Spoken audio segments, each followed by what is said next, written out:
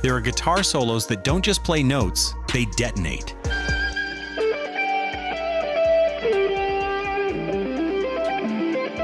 Solos so raw, so charged with emotion, that they stop time and rewrite what a guitar is capable of. These aren't about speed or flash, they're about force, the kind that hits you in the chest before your brain even catches up.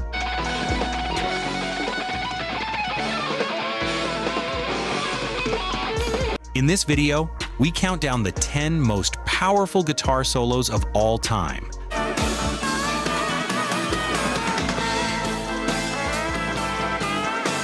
The moments where 6 strings became pure electricity.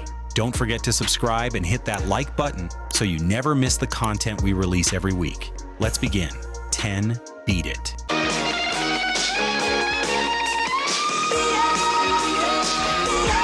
Michael Jackson's Beat It wasn't supposed to have a guitar solo at all, at least not one played by a rock legend borrowed from another world entirely. Released in 1982 on the album Thriller, the song fused pop, funk, and hard rock into something no one had dared to attempt at that scale. And right in the middle of it, Eddie Van Halen stepped in and changed the song's DNA forever. What makes this solo so powerful is the sheer audacity of it. Van Halen didn't tone himself down to fit a pop song, he brought his full arsenal. The tapping, the dive bombs, the blistering runs that had already redefined rock guitar just a few years earlier on Eruption. He recorded it in one afternoon for free, almost as a favor, never imagining it would become one of the most recognizable guitar moments in music history. The solo explodes out of nowhere, a sudden jolt of chaos inside a tightly produced pop track. It doesn't ease in, it detonates, tearing through the song's groove with a ferocity that feels almost rebellious. And yet somehow it fits perfectly, like the song had been waiting the whole time for this exact burst of electricity to arrive. Beat It stands as proof that power isn't about where a solo belongs. It's about what it does the moment it arrives. 9. Crazy Train.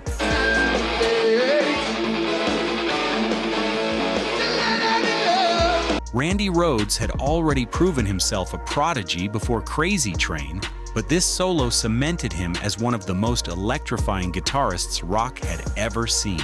Released in 1980 on Ozzy Osbourne's debut solo album Blizzard of Oz, the song marked a new chapter for Ozzy after Black Sabbath, and Rhoads made sure the chapter opened with a thunderclap. What makes this solo so powerful is the collision of classical precision and raw aggression.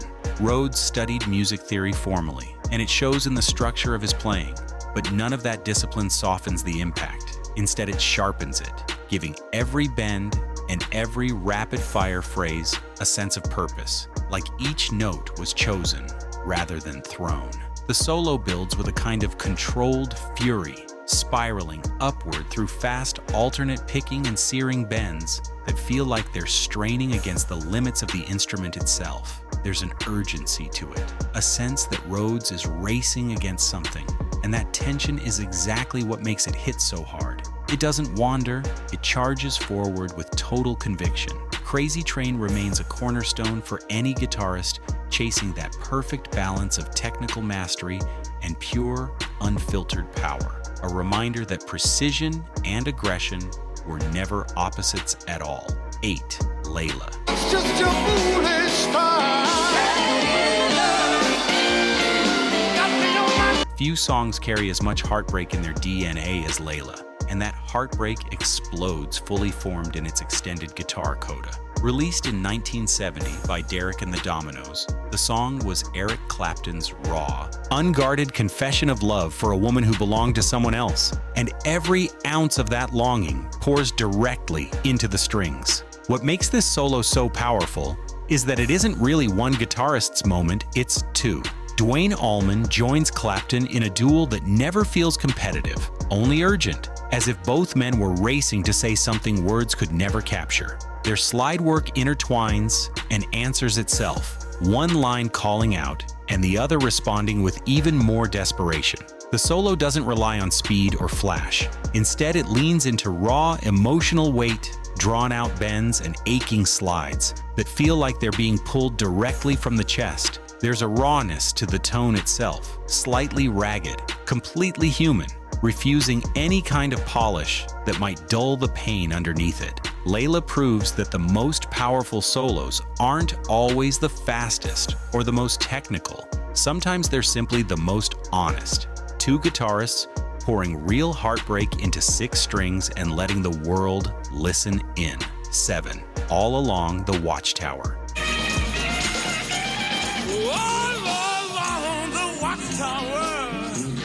Bob Dylan wrote the song, but it was Jimi Hendrix who turned it into a force of nature. Released in 1968 on Electric Ladyland, this cover transformed a stark folk ballad into something urgent and apocalyptic.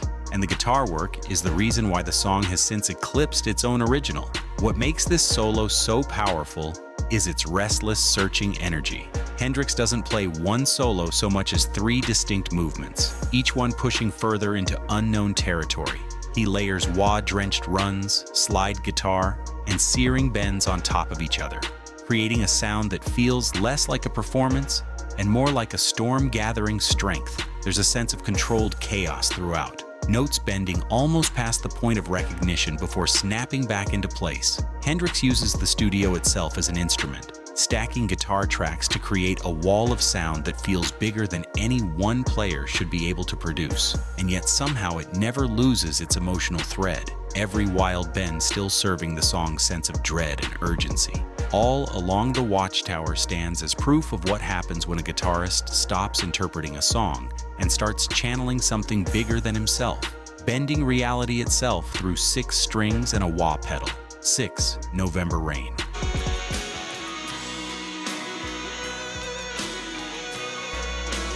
Some solos are built for stadiums, and November Rain might be the ultimate example. Released in 1991 on Guns N' Roses' Use Your Illusion 1, the song was already a sprawling, orchestral ballad before Slash ever touched his guitar. But his solo is what turns it into an unforgettable, emotional climax. What makes this solo so powerful is its sense of scale. Slash doesn't rush toward the moment. He lets the tension build across the entire song, verse after verse, until finally the guitar takes over and everything else falls away. When it arrives, the solo feels less like a musical passage and more like an explosion of built-up feeling that simply couldn't stay contained any longer. His phrasing is deliberately vocal, each bend and sustain mimicking the cry of a human voice rather than showing off technical speed. There's patience in the way he lets notes ring out, giving every phrase room to breathe before pushing into the next one. It's a solo that understands silence and space just as much as it understands intensity. November Rain remains one of rock's most ambitious guitar moments, proof that true power sometimes comes not from speed or aggression, but from knowing exactly when to let a single sustained note carry the weight of an entire song. 5. Machine Gun.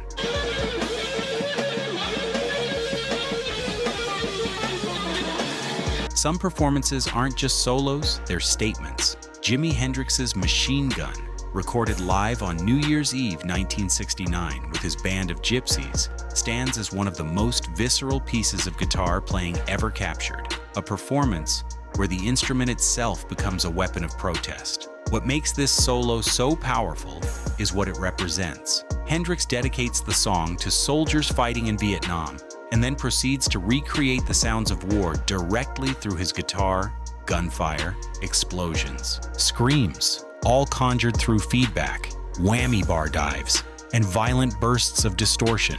It isn't pretty, and it was never meant to be. The performance stretches on for over 12 minutes, cycling through moments of eerie calm before erupting again into chaos, mimicking the unpredictable terror of combat itself. Hendrix uses every tool available to him: controlled feedback, rapid muting, extreme dynamics, turning his instrument into something closer to a sound effects machine, channeling real human suffering.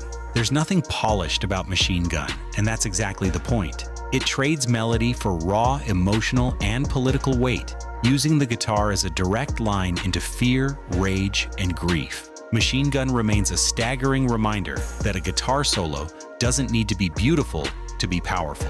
Sometimes the most important thing a guitar can do is scream exactly what words cannot. 4. Eruption.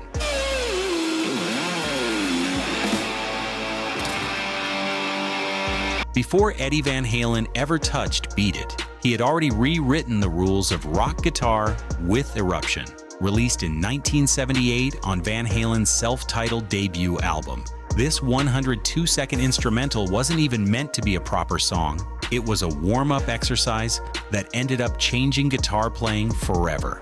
What makes this solo so powerful is the sheer shock of the unfamiliar. Listeners in 1978 had never heard anything like it. Tapping technique that allowed Van Halen to play cascades of notes faster than seemed physically possible, combined with dive bombs and squealing harmonics that sounded like the guitar was being pushed past its own limits. There's an almost reckless energy to the performance, as if Van Halen is discovering the instrument's possibilities in real time alongside the listener. Every technique feels showcased with genuine excitement rather than calculated precision, giving the piece a sense of raw discovery that studio perfection could never replicate. Guitarists everywhere scrambled to figure out how he was doing it, and an entire generation of players changed their technique in response. Tapping went from an obscure trick to an essential tool almost overnight. Eruption remains a landmark, not because of what it says emotionally, but because of what it proved was physically possible. A solo that expanded the very vocabulary of the electric guitar in under 2 minutes. 3. While My Guitar Gently Weeps.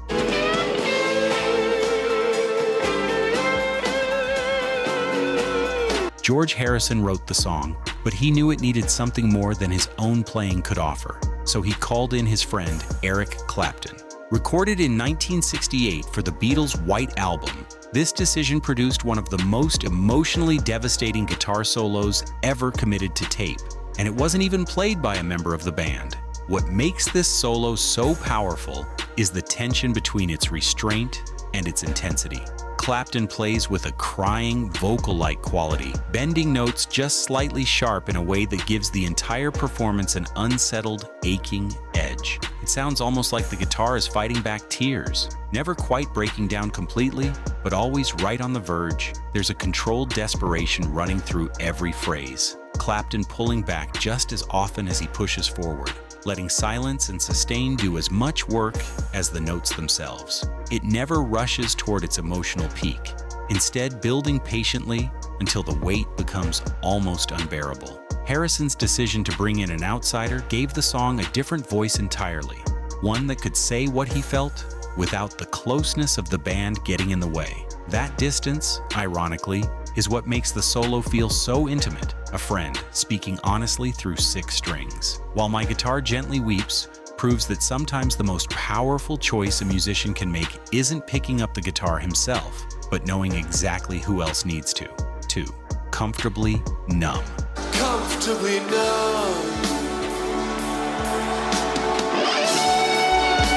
Few solos carry the emotional gravity of Comfortably Numb, and David Gilmour's performance on this Pink Floyd classic remains one of the most devastating in rock history.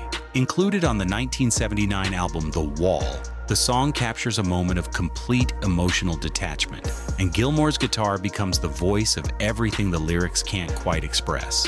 What makes this solo so powerful is its patience. Gilmour doesn't chase speed or complexity. He lets every bend breathe, drawing out notes until they seem to hang suspended in space. There's a spaciousness to his playing that gives each phrase room to hit with maximum emotional force.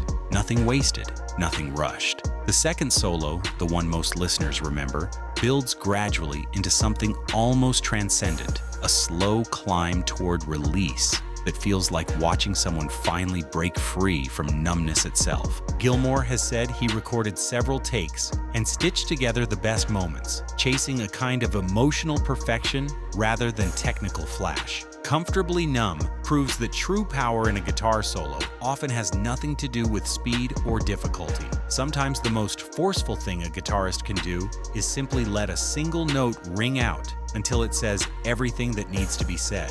1. Cliffs of Dover.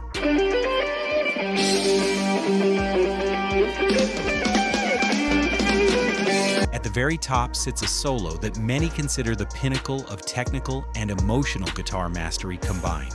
Released in 1990 on Eric Johnson's album A Via Musicam, Cliffs of Dover earned him a Grammy and cemented his reputation as one of the most gifted guitarists of his generation, a title few would dispute after hearing this track.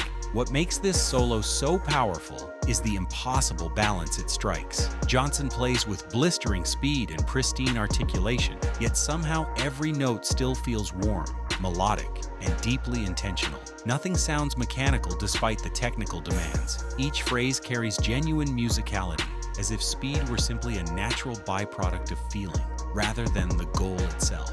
Who simply loves the sound of a guitar being played at its absolute best. Cliffs of Dover stands as the ultimate proof that true power in guitar playing isn't about choosing between technique and emotion. It's about mastering both so completely that the line between them disappears entirely. That's our list of the 10 most powerful guitar solos of all time. Each one proof that 6 strings can carry more weight than words ever could. If you think we missed a solo that deserves a spot, drop it in the comments below. And if you loved this journey through rock's most electrifying moments, stick around for more. The next legends are waiting. See you there. Rock on.